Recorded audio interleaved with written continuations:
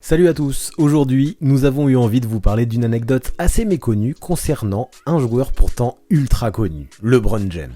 Saviez-vous que pour ses 18 ans, le King a obtenu un cadeau qui fut au centre d'énormes polémiques? Si ce n'est pas le cas, cette histoire va probablement largement vous intéresser. Nous sommes en décembre 2002 et LeBron James est en train de disputer sa toute dernière saison au lycée. Sa hype est au sommet, il vient de faire la couve de Sports Illustrated quelques mois plus tôt et déjà son surnom du Chosen One, l'élu, fait le tour du monde. Il faut dire aussi que dans l'état de l'Ohio, son petit lycée de Saint-Vincent-Saint-Maryse rafle absolument tout depuis son arrivée, tandis que lui cumule à la fois les distinctions individuelles et les stats records. Pour info, pour cette saison senior, celui que plus tard on surnommera le King tourne à plus de 31 points, 9 rebonds et 4 passes décisives de moyenne par match. En parallèle, il est élu Mr Basketball dans l'Ohio, Gatorade Player of the Year et bien sûr, il est sélectionné à tous les matchs exhibition destinés aux meilleurs prospects. Dans l'histoire aux États-Unis, dans le milieu du basket, jamais un basketteur n'avait suscité autant de hype et de ferveur. À ce moment-là, peu à peu, cela devient officiel. Les bruits courent, LeBron sautera l'étape NCAA et se présentera à la draft dès 2003 à peine 18 ans, vu qu'à l'époque c'était possible.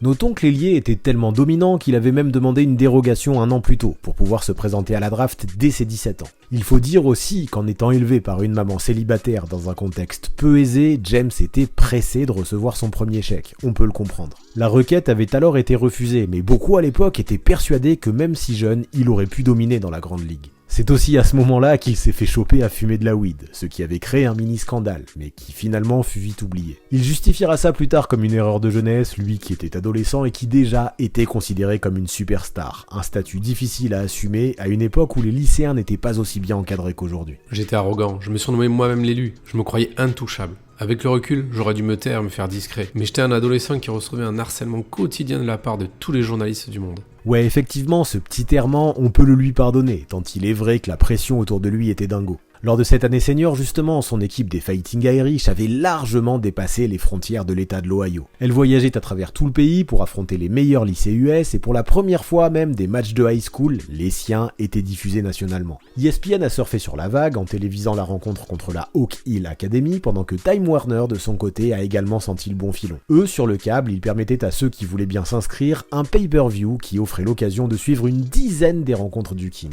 Ça vous fait penser à ce que Victor Wembanyama est en train de vivre avec ses matchs actuels en France qui sont diffusés sur le League Pass? Oui, nous aussi. Mais en d'autres termes, pour revenir à LeBron James en 2002, à moins de vivre dans une grotte, fan de basket ou non, il était impossible de ne pas entendre parler de lui. Même si à l'époque il était interdit de signer avec quelque sponsor que ce soit en tant que lycéen et qu'il était également interdit de recevoir un cadeau d'une valeur supérieure à 100$, déjà les marques de chaussures tapaient à sa porte. Le mec était encore à plus de 6 mois d'être drafté et déjà les promesses étaient nombreuses. Adidas lui proposait un contrat de 60 millions, Nike de 90 millions et Reebok allait même jusqu'à 115 millions, un truc de zinzin. On peut comprendre qu'à 17 ans, quand tu as grandi dans un milieu populaire et un environnement social parfois difficile, tu puisses avoir la tête qui tourne. C'est en tout cas dans ce contexte que nous arrivons au 30 décembre 2022, jour des 18 ans du King, et là, un événement a clairement fait parler. Dans les jours qui ont suivi, LeBron fut aperçu partout dans les rues d'Akron, paradé dans un énorme Hummer H2 flambant neuf qui évidemment a fait naître tout un tas de rumeurs. Était-ce une agence qui le lui avait offert? Le recruteur d'une fac NCAA pour le convaincre de passer un an à l'université? Était-ce un sponsor? Une marque? Tout paraissait en tout cas ressembler à une sombre histoire de corruption, tant LeBron et sa famille a priori n'avaient pas les moyens de se financer un tel engin, surtout qu'il était suréquipé. Le Hummer possédait toutes les options possibles et avait été complètement customisé au goût d'un jeune de 17 ans qui se dirigeait vers la célébrité. 3 écrans télé, un ordinateur intégré, une connexion internet, une PlayStation 2, un son boosté à l'extrême, tout y était, le paradis pour un gamin qui vient d'avoir le permis. Le véhicule était estimé à 50 000$, une vraie fortune pour un LeBron qui jusque-là n'était pas censé avoir eu le droit de toucher un seul dollar. Et en effet, quand on voyait qu'avec sa mère il vivait dans une petite maison encore en location, il y avait largement de quoi être suspicieux. Pour beaucoup, il y avait anguille sous roche. Vous imaginez donc bien que très vite, d'autant plus que LeBron ne se cachait pas pour conduire son véhicule, il y a eu enquête. On rappelle la règle à l'époque, il était totalement interdit de recevoir un cadeau d'une valeur de plus de 100$. Là, avec un prix de 50 000 estimé, le Hummer dépassait largement la limite autorisée.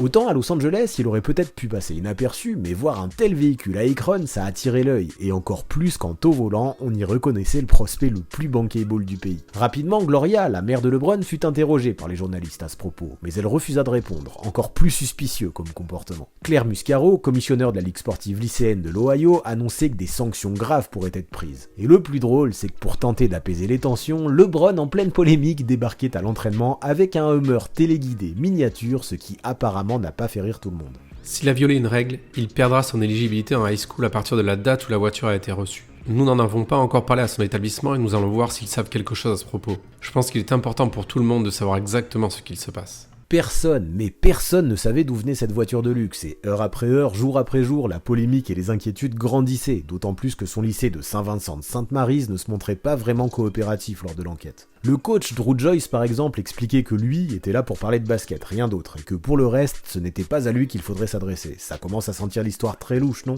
Eh bien en fait, pas tant que ça, car ce Hummer était tout simplement un cadeau de la part de Gloria, la maman. Et si évidemment les lycéens ne pouvaient pas recevoir de cadeaux supérieurs à 100$, comme on l'a dit, cette règle ne s'appliquait pas à la famille. Maintenant, comment a-t-elle fait, allez-vous dire ? Elle qui, on le répète depuis le début, ne roulait pas sur l'or. Eh bien, elle a tout simplement profité de la célébrité de son fils pour convaincre les banques de lui prêter la somme voulue. Et en effet, avec la carrière NBA qui était promise à son fils, ainsi que les offres de sponsors déjà sur la table, Gloria avait pas mal d'arguments convaincants. Elle en a donc profité pour offrir à LeBron le cadeau dont il aurait rêvé pour ses 18 ans, ce fameux Hummer H2 suréquipé. On imagine qu'il a dû kiffer le futur King. L'enquête prit donc vite fin et toutes les polémiques furent éteintes aussi vite qu'elles avaient commencé. A priori, ça a dû soulager beaucoup de monde tant le pire était imaginé par certains observateurs. Sans parler de la suspension qui aurait découlé de la violation de cette règle, la réputation de LeBron, elle aussi, aurait pris un sacré coup. Il serait passé pour un gamin immature, incapable de respecter la loi et trop attiré par le bling-bling, sans même parler du procès pour pot de vin et corruption qui aurait pu en découler. Ouf, le Chosen One n'aura pas à passer par toutes ces étapes au lycée et heureusement finalement quand ça concerne un cadeau, aussi luxueux soit-il, offert par sa maman. Est-ce que c'était excessif à 17 ans de conduire un véhicule avec 3 écrans télé ? Oui, bien sûr que ça l'était. Néanmoins, sur le parking du lycée, on trouvait aussi un paquet de BMW qui appartenaient à des étudiants et personne n'a jamais posé de questions là-dessus. Notons quand même qu'une autre histoire un peu plus tard a encore une fois failli le mettre dans la sauce. Quelques mois après, LeBron, qui collectionnait les maillots, avait accepté 2 Mitchell & Ness de collection d'une valeur de 845$ en échange de photos réalisées pour un shop de basket vintage. Dites-vous que la Ligue de l'Ohio ne rigolait pas car directement l'élu fut suspendu pour toute la fin de la saison. Imaginez ce que ça aurait pu donner du coup pour un Hummer. Heureusement là encore il a pu faire appel et la suspension fut réduite à 2 matchs après qu'il ait rendu les maillots, ainsi qu'une défaite attribuée à son lycée par forfait sur tapis vert, la seule défaite officielle pour les Fighting Irish cette saison-là. Une fois les 2 matchs de suspension effectués, LeBron est revenu à la compétition et a planté 52 points, histoire de prouver qu'avant tout, il était un basketteur, et un basketteur de talent. Il a ensuite mené son équipe vers son 3e titre de l'État en 4 ans, fut drafté avec le choix numéro 1 en 2003, puis s'est construit le futur qu'on lui connaît aujourd'hui. J'ai vécu toute cette situation comme une chasse à l'homme qui n'avait pour seul but que de m'humilier. Les gens voulaient me mettre plus bas que terre, voulaient faire courir la rumeur que j'étais corrompu et souhaitaient juste ruiner mon rêve. Et oui, c'est fou de se rendre compte à quel point un Hummer offert par sa mère puis 2 maillots vintage ait autant pu faire scandale à l'époque. Tout ça est tellement révélateur de la hype que soulevait le King et cela montre à quel point il était scruté. Pour 99% des autres prospects, de telles anecdotes seraient complètement passées à la trappe, mais pour le King, ça a pris une ampleur phénoménale, à tel point que 20 ans après, vu que LeBron fêtera ses 38 ans dans quelques jours, nous en parlons encore. Pour la petite histoire d'ailleurs, sachez que l'ailier, qui a quand même conduit son Hummer pendant quelques années, a fini par le confier à une concession automobile de Cleveland. Celle-ci l'a ensuite mise en vente sur eBay en 2013 avec un prix d'achat immédiat à 64 800$. Et oui, avec son histoire, ce Hummer est devenu collector et contrairement à la plupart des véhicules de plus de 10 ans, lui a pris de la valeur. Cependant, il n'a pas trouvé preneur à ce prix. Il faut dire aussi que sans les équipements, le Hummer à l'époque ne valait que 18 000$. De plus, une PlayStation 2 et des écrans à tube cathodique en 2013, ça ne faisait plus rêver personne. Comme quoi, même si le véhicule avait appartenu au King, personne n'était prêt à mettre 3 fois son prix de base pour se l'accaparer. Ça rassure un peu. En 2018, cependant, il fut remis aux enchères, dans une vente où tous les profits seraient reversés au projet de l'école High Promise fondée par le King. Cette fois-ci, même si le prix est resté secret, il aurait dépassé les 6 chiffres. Peut-être que se le procurer 5 ans plus tôt aurait correspondu à une meilleure affaire, mais on comprend que l'aspect caritatif ait fait gonfler son prix finalement. Ce que nous retiendrons, c'est que ce Hummer, qui au final aurait pu représenter un cadeau anodin, est aujourd'hui rentré dans la légende. Fleer par exemple a sorti une rookie card du King accompagnée d'un Hummer miniature aux couleurs des Cavs, malin. Sauf que LeBron aussi en a profité, vu qu'en 2020 il a signé un contrat avec la marque GMC Hummer, la même que son fameux Hummer H2 de l'époque. Aujourd'hui, il en fait la pub, en racontant que la marque a toujours représenté beaucoup de choses pour lui, et rien à dire, son passé parle pour lui. Un bon coup donc pour la marque automobile qui difficilement aurait pu trouver une meilleure histoire et un meilleur ambassadeur à propos de ses véhicules. Et quand on voit qu'il y a 20 ans, certains se permettaient déjà de dire que cette histoire de Hummer allait ruiner la carrière du King, la seule chose que l'on peut retenir, c'est que depuis, le karma a très bien fait son œuvre. Avant de partir, abonnez-vous à la chaîne de Basket Info, mais aussi à celle du 6ème homme pour avoir 2 visions complémentaires de la NBA. Les dernières vidéos mises en ligne apparaissent sous vos yeux.